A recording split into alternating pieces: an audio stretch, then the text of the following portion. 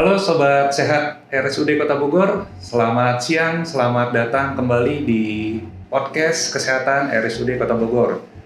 Perkenalkan, nama saya Dr. Nelwan Filkustando yang akan membantu acara kita pada siang hari ini. Dan pada kesempatan podcast ini, kita akan membahas topik yang menarik untuk memperingati Hari Kanker Sedunia pada tanggal 4 Februari kemarin, yaitu mengenai kanker prostat dengan judul Jangan asal screening, tetapi pahami dulu kanker prostat. Telah hadir bersama kami seorang narasumber yang juga ahli dan juga pakar di dalam bidangnya, seorang dokter spesialis penyakit dalam, konsultan hemato-onkologi medik yang bertugas di RSUD Kota Bogor. Selamat siang dokter, izin boleh perkenalkan diri dulu dok kepada sobat sehat sekalian.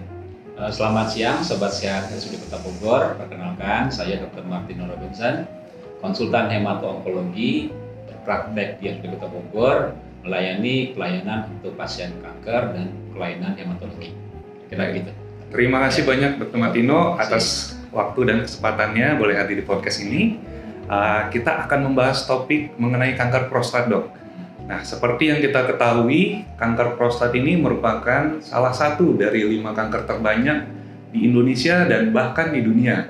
Nah, yang jadi pertanyaan banyak orang awam, bagaimana kita bisa mewaspadai gejala-gejala awal yang dari penyakit kanker prostat ini, dan juga bagaimana kita bisa melakukan screening atau pemeriksaan dini, dan juga bagaimana terapi yang dapat digunakan untuk penyakit kanker prostat ini.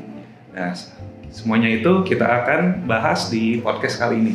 Langsung saja ya dok. Ya. Untuk pertanyaan pertama dok, boleh dijelaskan sedikit dokter, apa sih kelenjar prostat itu dok? Dan apa saja fungsinya dok? Jadi kelenjar prostat adalah kelenjar yang secara anatomis berada di bawah kandung kemih. Dia ukurannya cukup kecil ya, kira-kira 2-3 cm dengan volumenya 20-30 cc. Nah, kelenjar ini adanya hanya pada laki-laki. Berfungsi salah satunya adalah untuk memproduksi cairan semen. Jadi kalau misalnya sperma dihasilkan, dialah yang akan membawa cairan sperma itu ke jalan reproduksi wanita. Kemudian dia juga berguna untuk mengatur saluran berkemih. Jadi kalau misalnya kita melakukan adanya ejakulasi, maka dia mencegah untuk cairan sperma itu masuk ke dalam saluran kemih. Dan yang berikutnya dia mengatur perubahan testosteron menjadi DHT yang akan mengatur libido dan pematangan kelenjar pada laki-laki, kira-kira seperti itu. Oke dokter. Selanjutnya dok, apa sih yang dimaksud dengan kanker prostat itu dok? Dan bahayanya apa saja sih dok?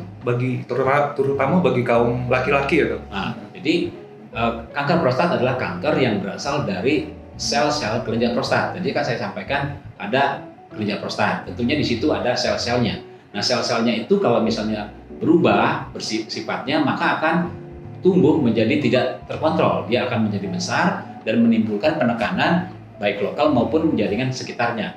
Nah, apa risikonya? Kalau misalnya dia menyumbat dan mengenai saluran berkemih, maka akan terjadi gangguan berkemih.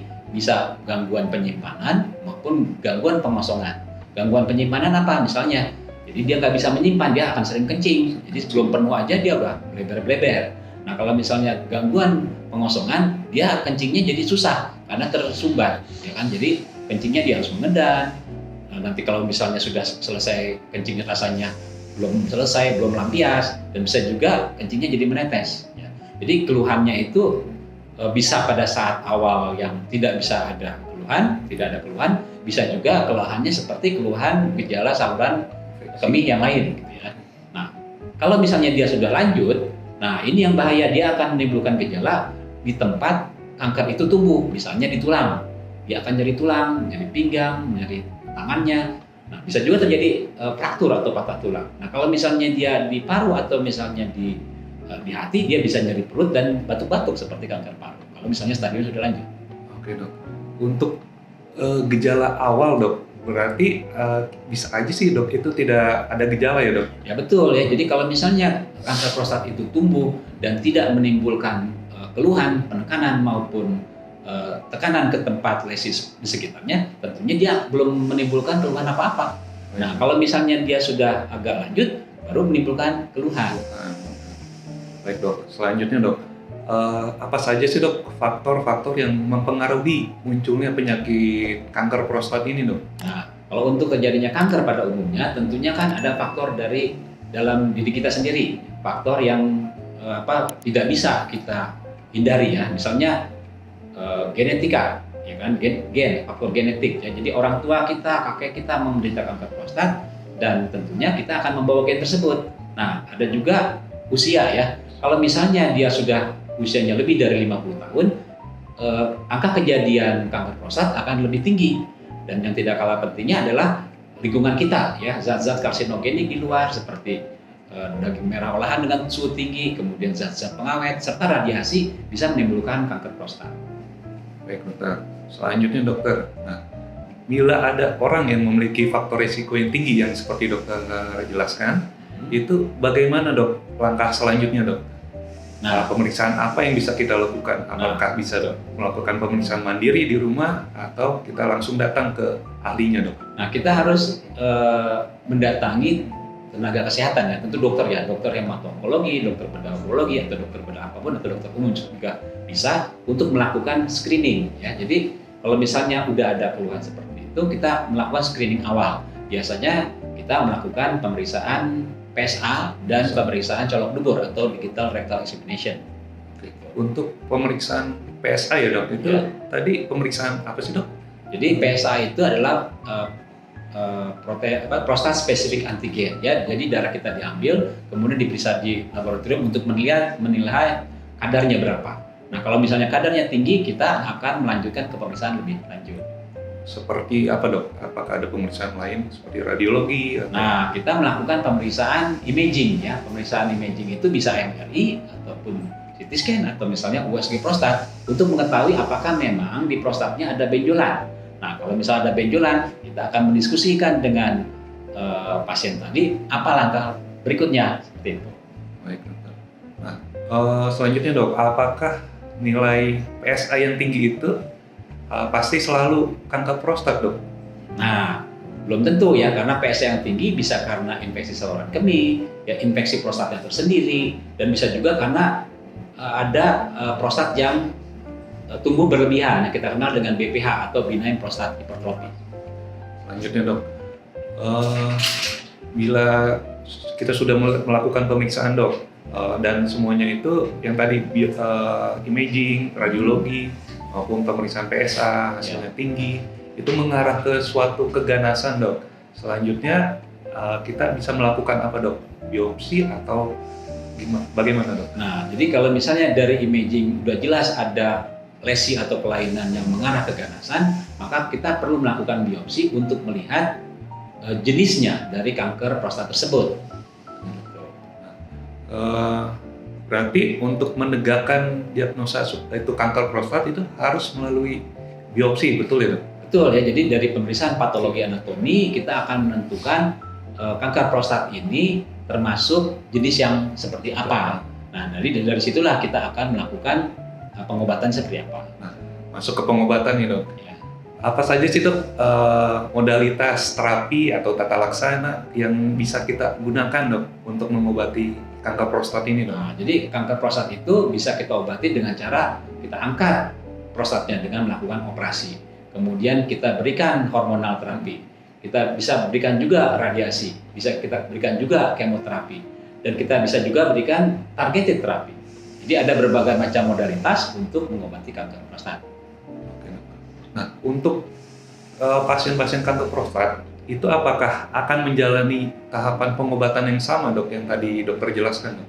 Nah, inilah bedanya dengan kanker-kanker yang lain ya.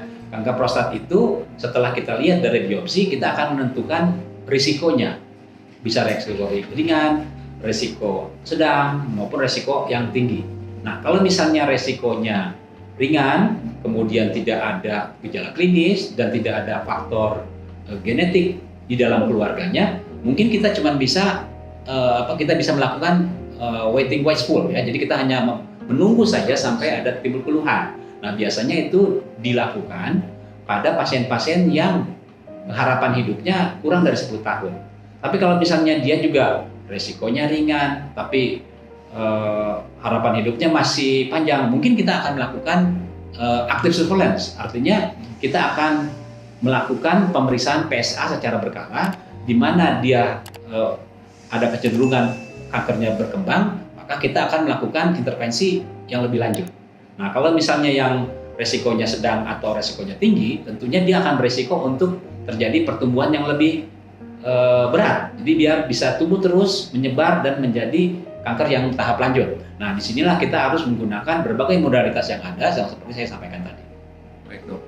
Untuk kita bisa mengetahui dok, bagaimana resiko kanker prostat itu masuk ke resiko rendah, resiko sedang, atau resiko tinggi, itu bagaimana dok? Nah, jadi ada kombinasi nilai scoring ya, yang isinya terdiri dari PSA, prostat spesifik antigen, kemudian ada grading dari pemeriksaan morfologi dari pemeriksaan di mikroskopnya, kemudian satu lagi ukuran tumornya. Nah, dari kombinasi ketiga tadi, kemudian juga kita lihat gejala klinis maupun usianya, kita akan menentukan siapa yang akan mendapatkan terapi cuma watch, pull, and waiting, ada juga yang active surveillance atau kombinasi dari kemoterapi dan modalitas yang lainnya.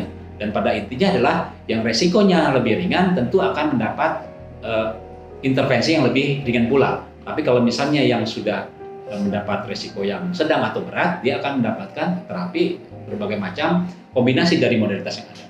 Baik dokter, jadi kanker prostat yang memiliki resiko rendah itu tidak harus dioperasi pengangkatan kelenjar prostat ya dok? Ya, jadi kalau misalnya dia kankernya resikonya ringan, ya kan, kemudian dia harapan hidupnya juga pendek, dia mungkin akan meninggal bukan karena kanker prostatnya. Banyak penelitian sudah dilakukan, ternyata bahwa banyak orang di usia 50 tahun ke atas meninggal bukan karena kanker prostatnya, dan pada saat kita lakukan otopsi, ternyata dia sudah menderita kanker prostat. Nah, jadi nggak semua kanker prostat itu harus ditindak. Seperti itu. Karena lebih banyak risiko atau kerugiannya. Sebab akan banyak risikonya daripada kita membiarkan kanker prostat tersebut dioperasi misalnya. Oke dokter. Nah, yang terakhir nih dok, apakah kanker prostat ini bisa sembuh dok? Terutama bagi yang terdeteksi secara awal dok.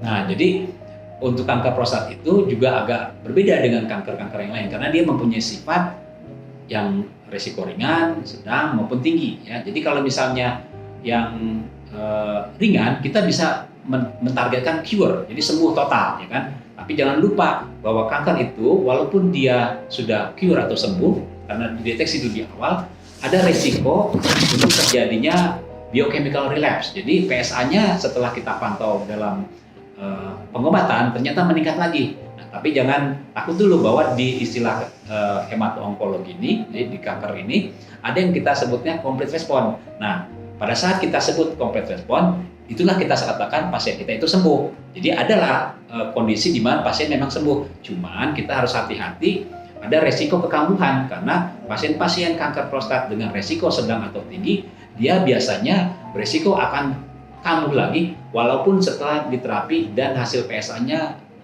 hilang sama sekali di bawah nadir. Oke dokter. Untuk pencegahannya bagaimana dok? Pencegahan kanker prostat ini dok? Nah, pencegahannya sudah tentu kita harus hidup sehat ya seperti hidup yang lain. Tapi memang ada hal-hal yang namanya kita tidak bisa hindarkan ya. Kalau misalnya usianya sudah 55 tahun, kemudian kita ada resiko genetik dari keluarga, yang kita bisa lakukan adalah screening lebih awal seperti itu. Oke, ya. Baik. Terima kasih banyak Dr. Martino untuk penjelasannya dokter. Selanjutnya itu ada pertanyaan. Kita ke pertanyaan dari Sobat Sehat di YouTube.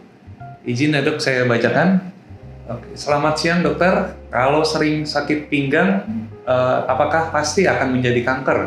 Dan untuk kita bisa membedakan dengan gejala HNP kayaknya. HNP apa ya dok? Nah, jadi kalau misalnya sakit pinggang, sudah tentu ya itu bukan pasti kanker gitu ya. Jadi tidak pasti kanker karena berbagai macam hal bisa menyebabkan sakit pinggang tergantung lokasinya. Bisa dari tulangnya, bisa dari ototnya, ya, bisa dari sarafnya, Nah, apa yang harus kita lakukan untuk membedakan? Tentunya kita perlu melakukan imaging. Kita bisa melakukan MRI atau kita bisa melakukan pemeriksaan USG dulu, dari mana sumber dari sakitnya tadi. Kira-kira. Terima kasih dokter. Selanjutnya dokter, pertanyaan kedua. Izin bertanya dok, pada usia berapa kita harus mulai waspada kanker prostat dan kapan mulai dilakukan pemeriksaan screening itu dok? Nah, jadi kalau misalnya untuk populasi umum tanpa ada resiko dalam keluarga, kita melakukan screeningnya itu setelah usia 50 tahun. Tapi kalau misalnya ada gejala klinis, ya kan, kemudian ada resiko dalam keluarga, dari umur 40 tahun kita sudah bisa melakukan screening pemeriksaan PSA tadi. Baik, terima kasih. Selanjutnya ada pertanyaan lagi. Ini yang ketiga dok. Izin bertanya dok, apakah kanker prostat merupakan penyakit keturunan dan apakah ejakulasi sering bisa mencegah kanker prostat nih dok? Nah, jadi dia tuh bukan penyakit keturunan ya, dia penyakit gen ya, jadi penyakit genetik ya. Jadi kalau misalnya gennya ada, dia bisa timbul pada generasi berikutnya.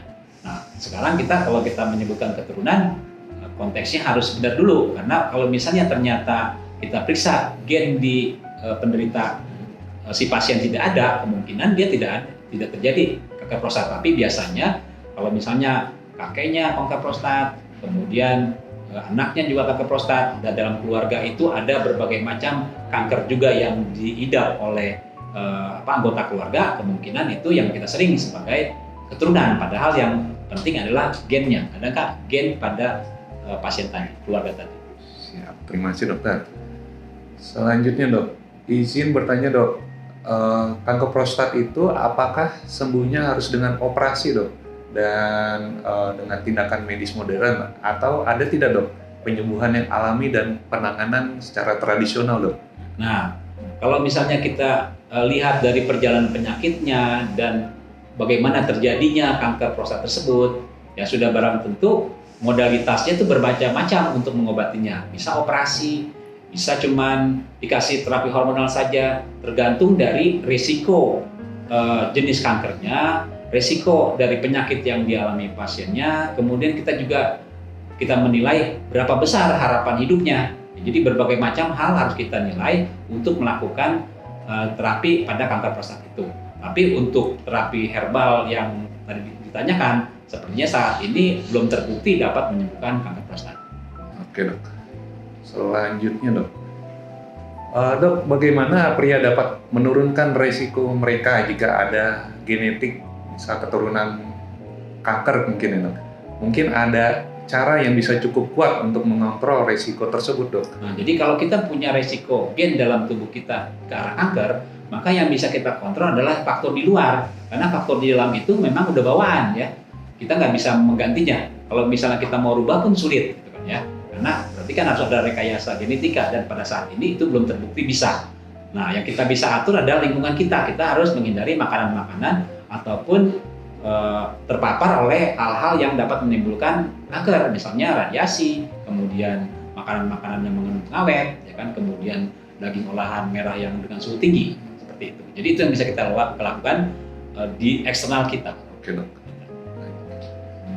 Selanjutnya dok, apakah orang yang terkena kanker prostat stadium awal bisa sembuh total 100% dok? Seperti yang tadi dok. Jadi yang saya sampaikan tadi ya, dia bisa sembuh 100%. Tapi kita harus ingat, ya kan, itu disebutnya kan cure setelah pengobatan. Tapi sesuai dengan jenis kankernya, resiko ringan sedang tinggi untuk terjadinya tumbuh kembali. Nah, itu yang ada dari tiap jenis kanker prostat. Jadi dia bisa kambuh lagi, ya, atau namanya recurrence. Makanya perlu dilakukan pemeriksaan PSA serial untuk melihat berapa tinggi kejadian biochemical recurrence-nya, PCR-nya. Berarti itu harus pemantauan berkala ya dok? Ya betul, jadi setelah dinyatakan sembuh, kita tetap harus kontrol ke dokter dan memeriksakan sesuai dengan anjuran dokternya. Baik, terima kasih dok. Sepertinya udah tidak ada pertanyaan lagi, dan dengan berakhirnya sesi tanya jawab ini, kita sampai juga pada penghujung acara kita kali ini. Dan terima kasih banyak Dr. Martino atas penjelasannya dan juga wawasannya, Dok. Semoga apa yang sudah disampaikan Dr. Martino bisa menambah pengetahuan kita tentang kanker prostat ya, Dok. Nah, bagi yang masih ada pertanyaan atau masih ingin konsultasi lebih lanjut, bisa langsung saja ya, Dok, ke Poli Dr. Martino ya, Dok. Ya. Tiap hari Senin sampai Jumat ya, Dok. Mulai pukul 9 pagi sampai sore, Dok. Yang sampai sore Sampai selesai. Baik, Dokter. Akhir kata, jangan lupa subscribe juga untuk YouTube RSUD Kota Bogor, di like dan juga di subscribe. Akhir kata, saya Dr. Nelwan dan segenap tim podcast RSUD Kota Bogor izin pamit dan undur diri. Mohon maaf bila ada salah-salah kata. Sampai jumpa di podcast berikutnya. Terima kasih. Sampai jumpa.